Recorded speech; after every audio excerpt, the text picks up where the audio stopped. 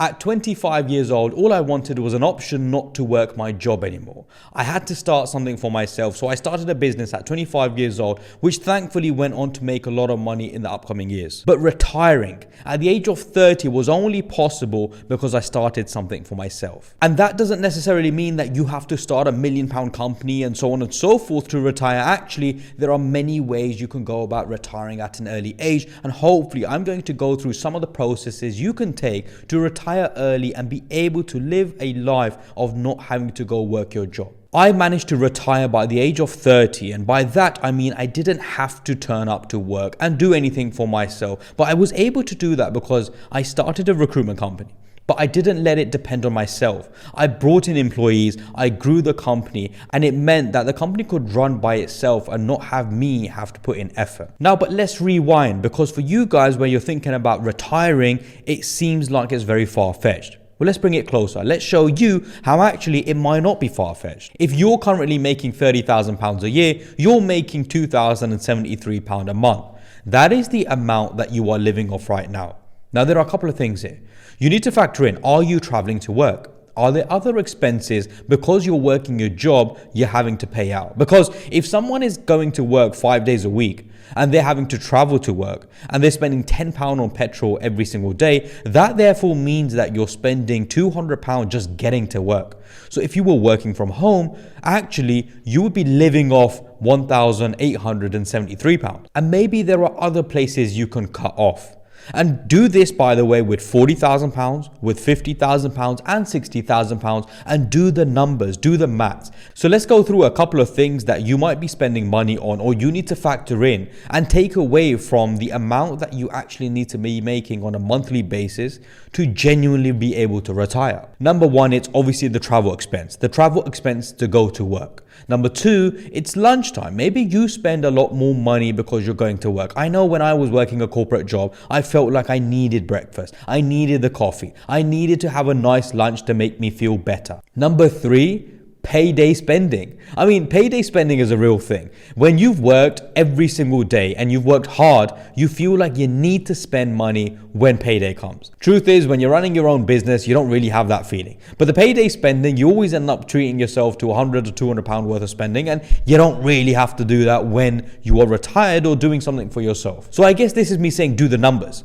Do the maths and take away the things that you would spend money on when you're going to work your job. Now, let's say you need £2,000 a month. Let's say the amount you need to retire is £2,000 a month passively. Every single month, you want to be in a situation to make £2,000 a month. Let's go through some of the ways where you can make that sort of money. And adding something else to this to show that it's actually a lot more realistic than you think, you wouldn't pay that much tax compared to when you're working a job. Obviously, you would have more expenses. Obviously, you would be more tax efficient. And therefore, you could make less money and technically see more money come into your bank account. I'm not going to do the numbers for you on that side, but speak to an accountant and they can run through the numbers and show you how actually it's a lot more realistic than you think. So let's go through some ideas.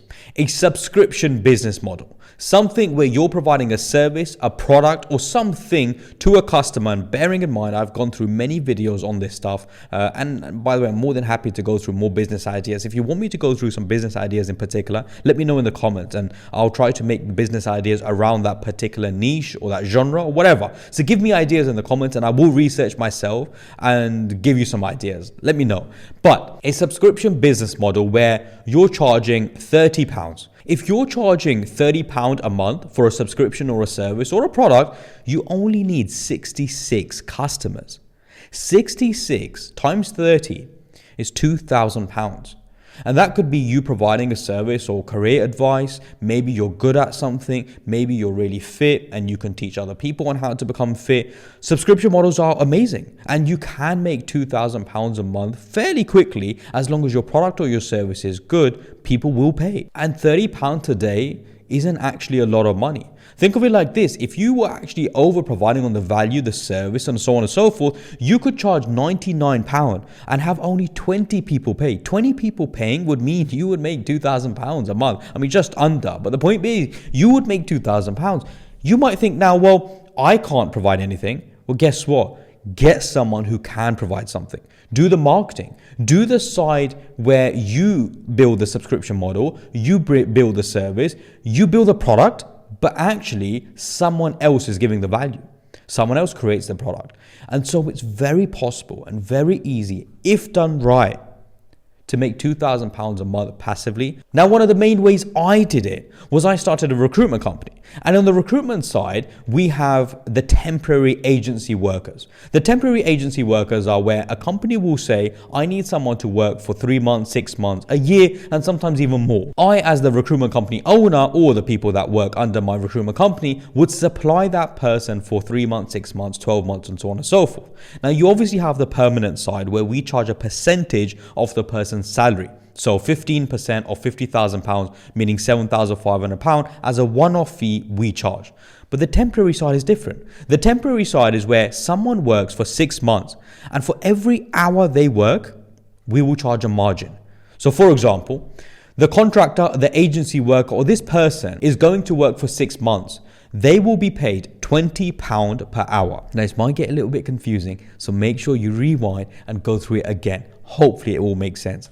If that person is going to get paid £20 an hour, I, as the agency owner, the recruitment company owner, will supply this person at £20 per hour, but I will charge the company £30 an hour. And that is very normal for someone who's getting paid £20 an hour for me to charge £30 an hour. And there are some other numbers involved and there are some other costs involved, but I'm trying to keep the numbers simple for you. If I was paying £20 an hour, I would charge £30 an hour, therefore making £10 per hour profit margin. So if I'm making £10 per hour profit margin, that means this agency worker, if he's working for 6 months, he would pay me for every hour he works. Let's give you an idea what that means. If this contractor works 40 hours a week, I would get profit £400 every single week for one person. And that's how the agency temporary side of recruitment works. So this one person would make me £1,200 every single month. By the way, all I have to do is process the timesheet, which probably takes about 3 minutes, 4 minutes at most. This person works and I get paid every single hour. That is actually a big part of how I was able to, in essence, retire by the age of 30. Often you will find a company will turn around and not say we need one person, but actually we need 5, 6, 7 people. And if someone needs 5, 6, 7 people, it means that you could be making 6, 7, 8,000 pounds a month with just 5 or 6 people working for you because they're working. You're payrolling, processing them, and the company is giving you the profit margin as well as the pay rate to the candidate. Now, the extra cost, by the way, to give you guys an idea, it's not a big amount. If it was £20 pay rate and £30 margin, your profit margin is £10, and I did that for, to keep the number simple. Actually, there is probably about £1 or £2 expenses or costs that you would have as a recruitment company. By the way, I go through all of this in detail, 18 hours, 20 hours on a recruitment course. Link is always in the description. You can leave your details on the opt-in form. It can get a little bit complicated, but myself, as well as 5 other directors who have set up recruitment companies, 10 plus, 15 plus, 20 plus years experience, teach and go through how to start your own recruitment company if that's something of interest. I actually remember I spoke to someone who retired. Again, he retired himself and he was about 35, 36 years old. He had teachers that were working for him, and it would be where every September 2 or 3 contracting teachers would come. He would supply the teachers, and he was basically making about 500, 600, £700 per teacher. So he was making at least £2,500 a month. And, he was just like, I don't need more. I don't care. I don't want to work. He sat at home. And to be fair, 2 years later, he was sick of it. And he was like, look, and he went and got a job. He was working a job, making about 70, £80,000 a year. And he was doing it for fun. And actually, he was still making £2,000 a month passively on his recruitment company. Another business model, which again I've done as well, is an outsourcing consultancy where you provide someone from Pakistan, Bangladesh, India, Thailand, wherever, to do some work for a company in the West. You're able to find someone for £200, £300, £400 a month. That is a very good wage in a lot of these countries. And you are charging the company £700, £800, £900. So you're making about £300, £400 profit margin. And the charges are a little bit lower. It's easier. It's sort of a lazy way to make money, to be fair. And you can make £400-500 per person. So it's, again, something that I've spoken about before. I've done it myself. I've done it in Pakistan. I am actually giving free guides on that as well, and leave your details in the description on our landing page. And it's totally free. I'm sharing free stuff on there as much as I possibly can on how to get clients, how to get candidates, how you can set something up like that. Just trying to give as much value as I possibly can. The point here is this: if you guys are trying and making effort and see that it's realistic, see that actually you don't need more than 2,000, more than 2,500. If you're not traveling, if you cut costs, and maybe if you move to a different country, there are other countries where the expenses are much lower. If you are from Pakistan and you move to Pakistan, you could probably live off £700-800 a month.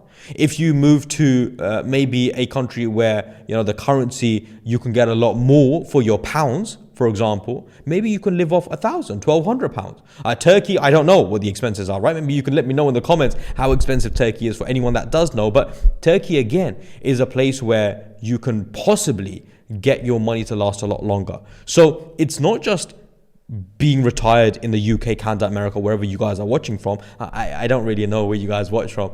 Let me know, actually. I would love to know where the people that watch me from are based. But you can move to a country where your money gets you a lot further. You're still charging in pounds, in dollars, but you're actually living in a different country, and therefore your money lasts longer.